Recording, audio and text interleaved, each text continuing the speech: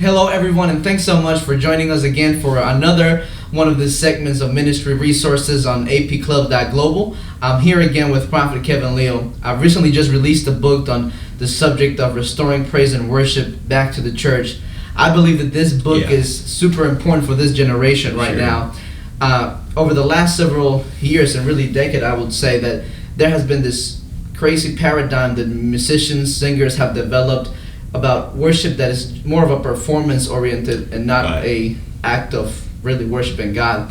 And I wanted to interview Prophet Kevin because he's had some tremendous experiences, and I've been in some of his meetings over the last 15 months, and really has been tremendous how God uses him in the area of worship. I mean, the presence of God literally comes, and the way that God has, shown him this segment of worship is really tremendous. So I want to let him share for a few minutes before I start asking him some questions, because I'm sure he's got something to say about worship for this generation and for those around us. Well, let me just start off by saying I'm 69 years old. I got born again in 1971 on an Air Force base in Torrejon, Spain. They had a Madrid-Torrejon connection where they had an American Air Force base there.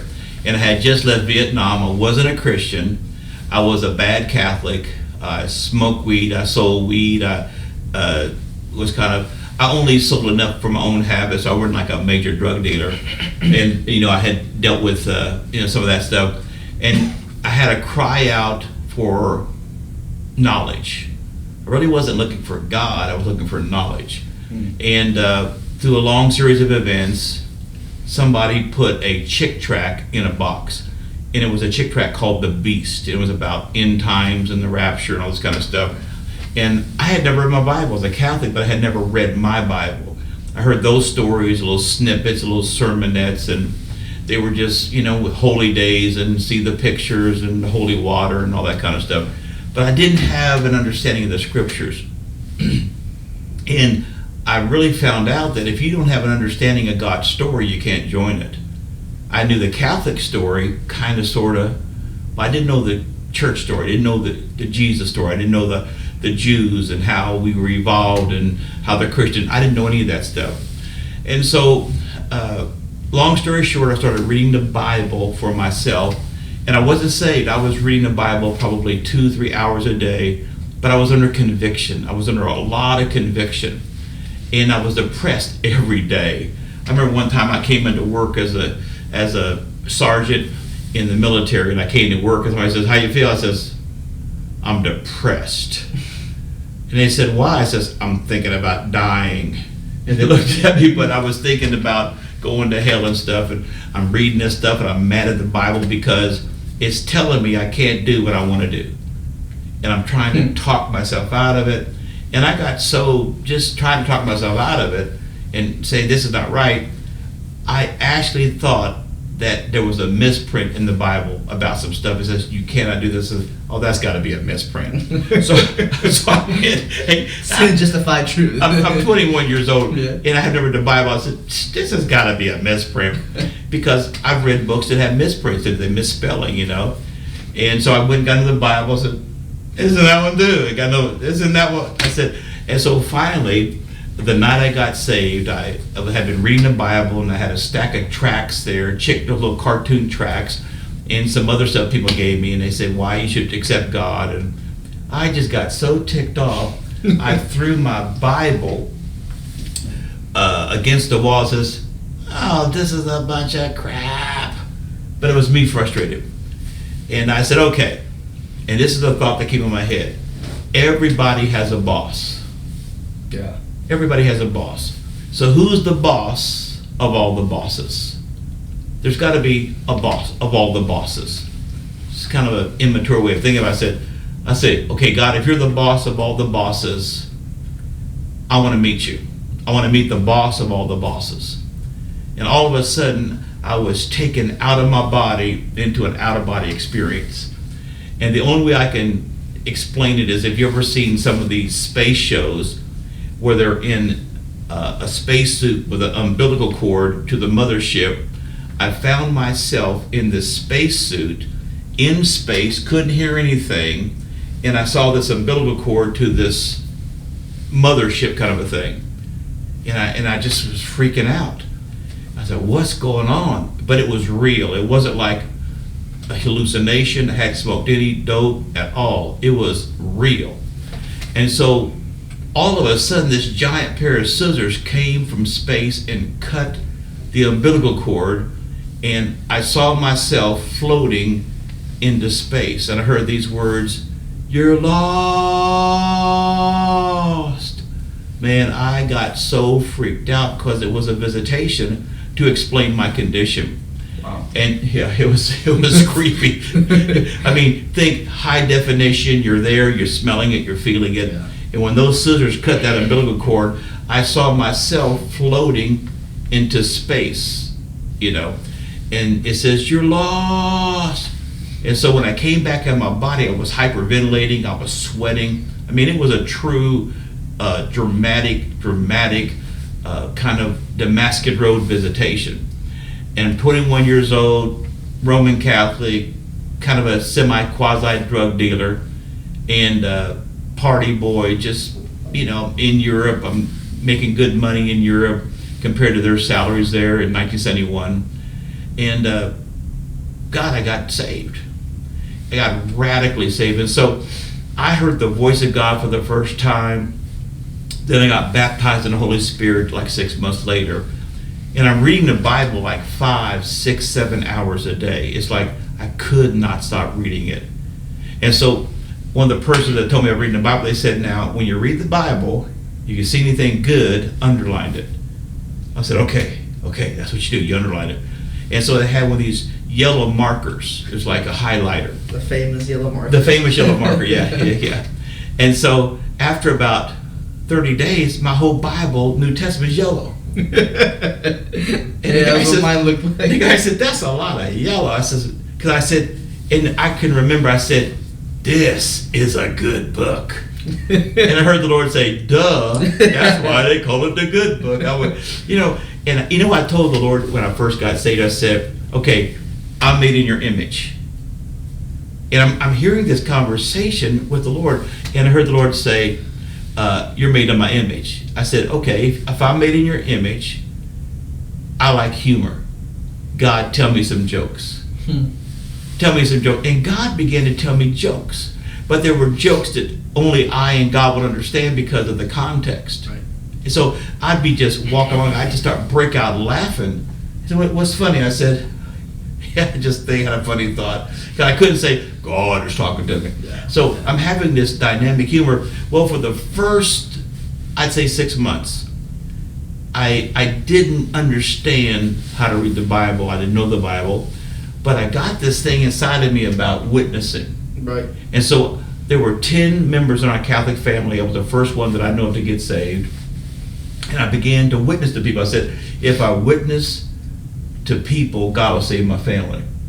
So I said, let me see, whatever you sow, you reap. I read that in the Bible. I said, okay, I'm going to witness 10 times a day so I have 10 members of my family. So I started witnessing 10 times a day to people. And so what happened is I'd go out, and I didn't know how to witness. Yeah. I said, hey, dude, 1971, the hippie, hey, dude, want a track? I'm passing out because they gave us thousands of tracks. So you want to read this? And I got spit on and cursed at, but I just kept at it. And so then I began to get these religious people. They said, well, the Bible says this. What does the Bible say about this? And I'd say, I don't know, but I'll know tomorrow. And I would go back to my room, and I would hear an audible voice say, I would hear an audible voice, like for 6 months, Ezekiel 31:7. I went to the index. Yep, there's an Ezekiel. I turned to 31:7. I said, okay. Oh, wow. I write it down. For 6 months, wow. I would have these words of knowledge about how to witness to people. Yeah. It's like, and I thought it was normal. Right, yeah. Because there was no church around on this Air Force base. And so I thought it was normal. So I said, oh, that's how it works. That's cool. Right. So I'm hearing these words of knowledge, and people are getting touched. And they said, what do you think about that? Or they were just mean. I said, okay, I'll know tomorrow. I said, okay, God, talk to this guy. And I'll hear Isaiah 55. I go to the index. Oh, there's an Isaiah. And so I began to know. So after 6 months, the voice stopped. And the Lord said, read the Bible for yourself. So Anyway, now I'm about a year into this thing, saved, and I said, Lord, I really, really, really want to have an effective witness for you. And I said, if I'm a preacher and I preach a message, it'll take 3 years for this message to go around the world. I just had this thought in my head. But if I write a song, it can go around the world in 6 months. 6 months. Yeah. You know, you can sing this song, and I said, okay, Lord, I want to write songs. And I had been a musician before. I played trumpet. Catch this. This is irony. I'm playing in a cover band for soul music, like James Brown, right. Sam and Dave, all the 1970 guys. And I got into a band with a James Brown knockoff. He had the process, and we'd sing the song. Right. Good God, you know. Yeah. And so the way I got in the band is I'm 14 years old, and I'm practicing the trumpet in my Catholic school on my front porch. And these 3 black guys said, "Hey, play the trumpet. Hey, dude, you want to be in a band?" I said, and I'm really short. I'm only like 5'2". It says, "I don't know. What's in it for me?" And they said, "Money." So back in the day, I'm the oldest of 8 kids. Money's tight. And all I got to do is listen to the record play. Dun, dun, dun, dun, dun, dun, dun, dun, dun, dun. I said, okay. Went to a couple of practices, and then I'm in clubs playing at 14 years old, underage. Oh, wow. So I had been in these clubs, and so I was kind of musical. And so when I prayed this prayer that I would have songs, I said, I like to write songs. Just like I didn't have any I have a songwriting gift. It's like, I like to write songs. So one afternoon, I'd been saved about a year. I came back to my apartment. I moved off the base. I'm on an apartment. Off base, about probably 10 miles off base. When I walked into my apartment, it's about 4 o'clock in the afternoon, because I was working 7 to 3. And it was in Spain, it was hot, and it didn't have central air. So I went to my bedroom, turned the ceiling fan on, and just laid there. All of a sudden I began to hear this music. I said, man. Now you gotta understand, I don't buy music even to today. I don't buy music. I don't listen to music in my car. You know, my wife, she's an avid music fan. So if I'm around the music, I enjoy it, but I just have never got into buying music. I like music, but I never bought music. Still don't today. So I'm in this, laying on the bed, all of a sudden I hear this music. I said, that is awesome. It had a beat, but it didn't have a beat. It had a sound, it didn't have a sound. It had a melody, but it didn't have, it's like, that's the best music I've ever heard in my life. So I'm in a 8-plex. It is a 2 apartments, 4 stories up, so there's 8 apartments. So I'm saying, who is playing this song? Yeah. And so I'm gonna walk in the hallways and find out who's playing this song, because I gotta have that album. Right. That's what I said to myself. So when I raise up, the music stops. Well, I can't knock on every door finding out where the music is. I lay back down, and about 5 minutes later, the music starts again. I'm like, this is awesome. I didn't know I was hearing a song from heaven. Right. So I raise up again, and it was like the same experience that Samuel had. I raise up again, and the music stops. I said, man, I want to find who's got that album. I'm thinking it's an album. Yeah. I lay back down again, and I hear the music again. I said, I want to know who has that album. Next thing, I'm out of my body. I'm in heaven. Wow. And so when I went to heaven, I went to a part of heaven, I call it God's library. And so it was just like a big law library. It had, I can see it right now, it had stacks of shelves, maybe 20 foot high. Wow. And they had these volumes of these leather bound like books. It's like the kind of books you have in old courthouses, and yeah. You know, they record births and deaths, and they had hundreds of them, just hundreds of these books. And there was speakers in the ceiling, and I'm walking around. I can see it today. It was clean, it was fresh, it wasn't scary. And I says, where am I? Where am I? And heard this warm male voice say, you're in my library, son. I says, cool. I wasn't too religious at that time. I didn't have any hallelujah terminology. I said, cool. And I said, what's up here? He says, it's my library. I said, what do you got here? He says, we have songs, we have inventions, we have business ideas, wow. We have anything that you want on the earth, we stack it here. I said, really? And so I'm looking around, and there's this big divide between the left side and the right side. The left side, it was like the stacks of shelves went where you couldn't see the end of it. It's like an infinity. Wow. You couldn't. It's like this shelf after shelf after shelf. But on this side, maybe 60% of the shelves, the books were gone, or they were falling sideways. Like you take a book out, it falls over. Right. On this side, they're completely stacked. They're really tight. And so I says, well, what about that side? How come there's stuff is gone? I'm like a little kid. How come that side? And this voice is everywhere in the atmosphere. He said, those were things for the last generation. I said, huh? Well, how come stuff is still there? He said, the people that it was assigned to never came up and got it. I said, whoa, what are you going to do with it? He says, some of it, we're going to repackage it because it still has to come to pass. But some of it, it's going to expire because it's lost its time. I said, wow, that sucks. I'm having a conversation. Well, that's horrible. I'm using my regular, 21-year-old hippie language to myself. Like, oh, that sucks. And he says, you're up here for songs, right? I says, I guess. Wasn't that what you asked for? Now I'm starting to get like, oh yeah, that's about me. Not about, it's like all this focus is on me. Like, and he said, I guess. He goes, well, go get one. Go get some. Take as many as you want. And it was like this voice was so friendly. Right. Like it was like somebody who knew me all my life. Like, hey, Kev, we love you. And you felt this, I belong here. And so I'm kind of timid. He says, hey, go get you some. So it was about the third shelf up. And I can see right now they're like brown volumes, but like new leather. And when I walked over there, I went to grab one, and when I touched it, it turned into a vapor. It went, it became a vapor, like smoke, and went right into my stomach. I went, what was that? He said, take all you want. I think I touched one or two more, but then I freaked out. I said, whoa. And every time I touched this volume, it turned into a vapor. It went into my stomach. And then it was over.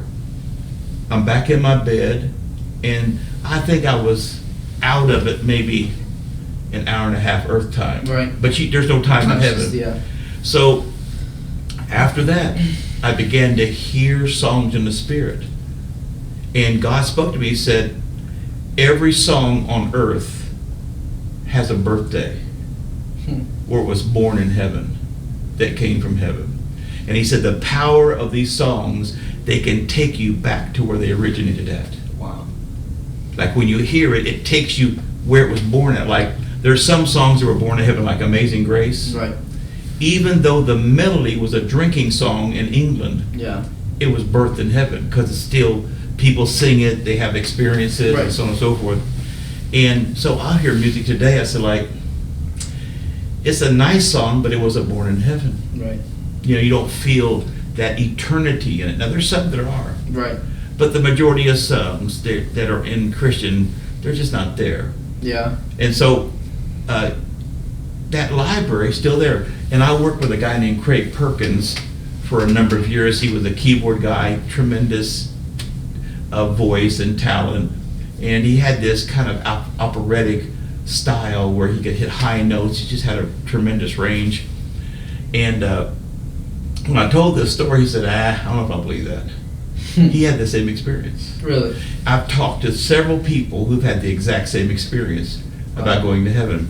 And I want to encourage you guys that are artists, business guys. It wasn't just about music. It goes around any kind of creative venture because God's still a creator. God has not stopped creating. Matter of fact, God has left the earth incomplete. because he wants to partner finishing it with you. That's why he said, go and have dominion. That's not dominion by ourselves. That's dominion with him.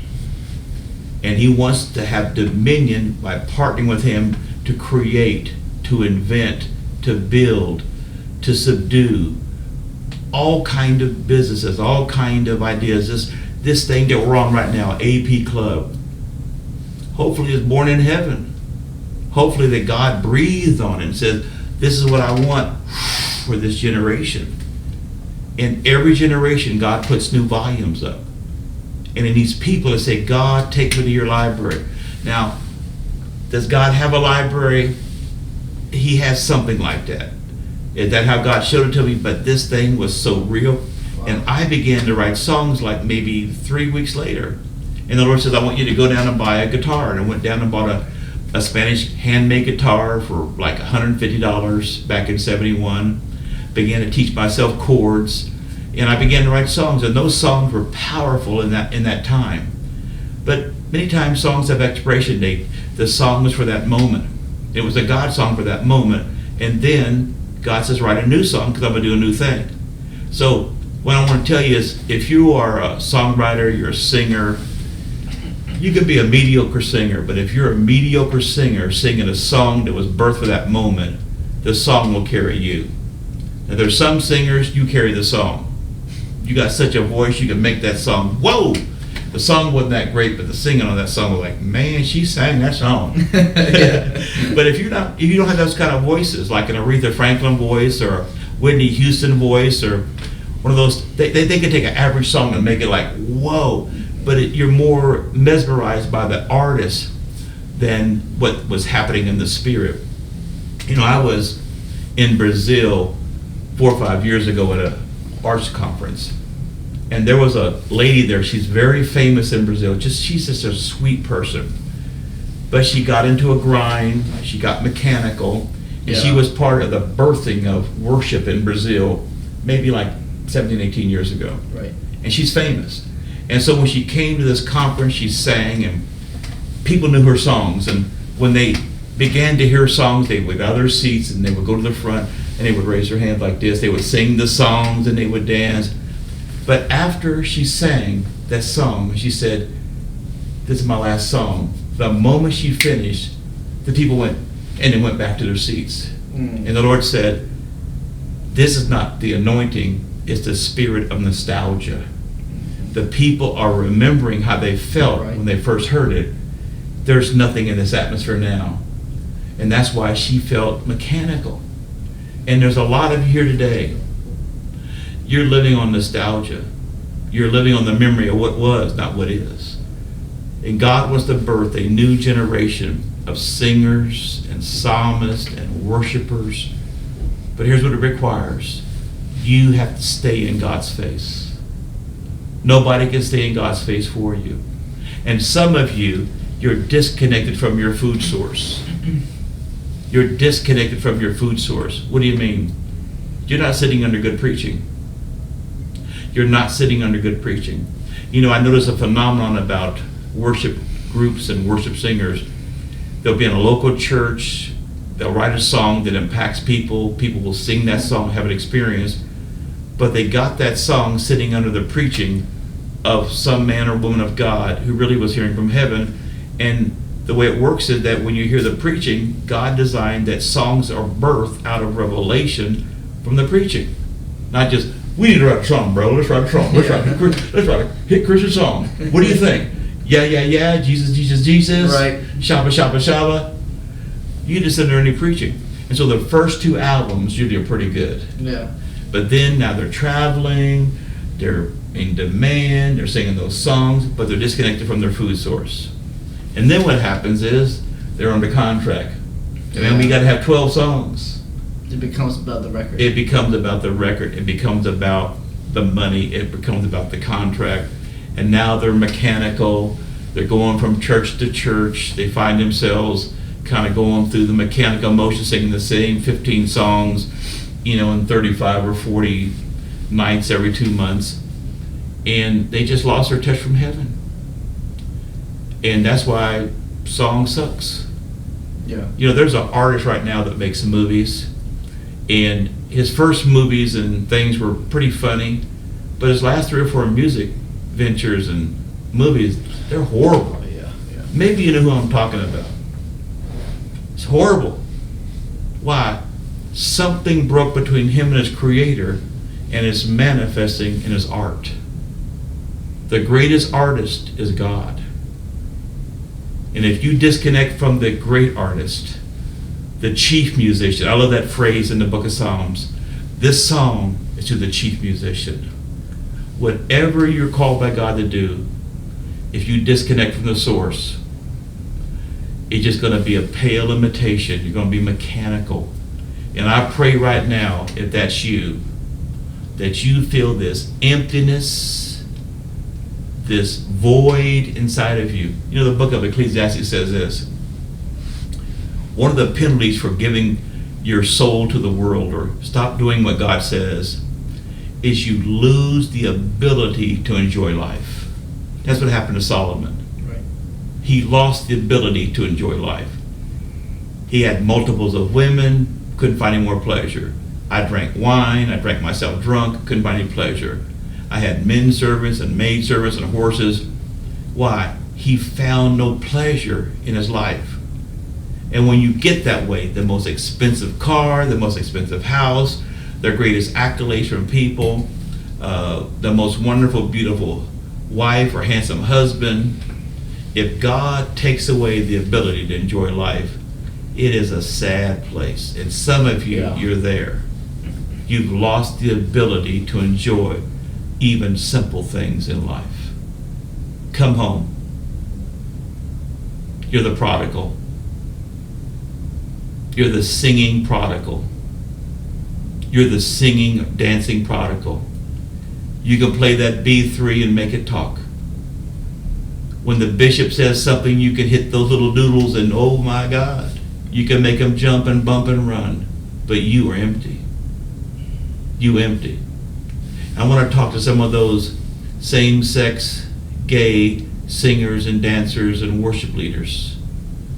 You're out of God's design. I don't care what they say, what they put a sign on it. God wouldn't give us a command and then go against his own command in scriptures.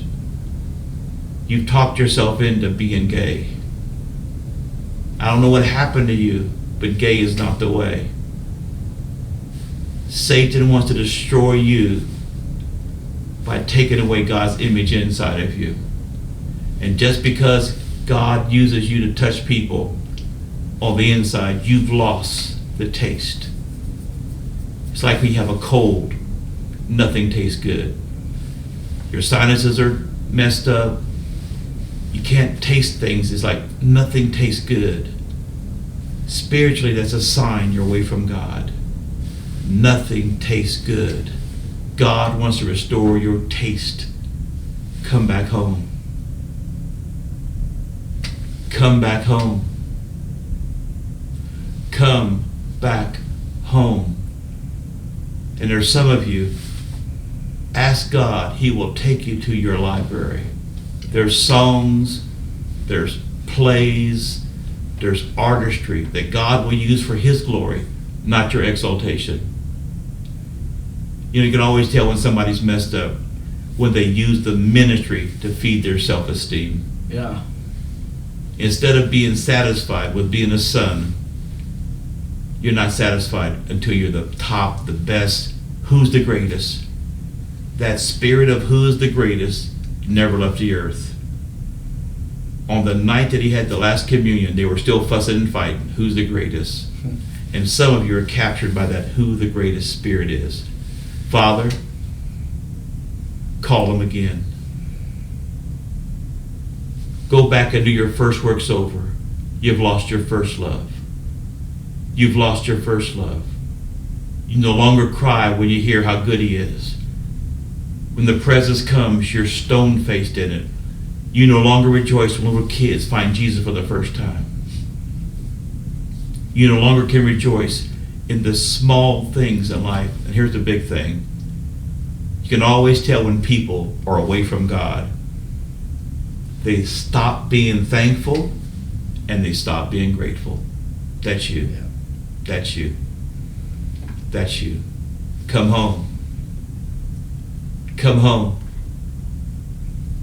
Father, give them no rest till they find their rest in you. Give them no peace till they find their peace in you. You know what? God anoints politicians. And some of you are politicians and political people. There's a mirror. You sold your soul. You sold your soul for political favors. You back things you know God doesn't back, thinking the end justifies the mean. Come home. Come home. Come home. God's not mad at you, but you got to leave the pigs to come back to the Father's house. There's a ring, there's a robe, and there's sandals waiting for you. The robe means God's going to cover your sin.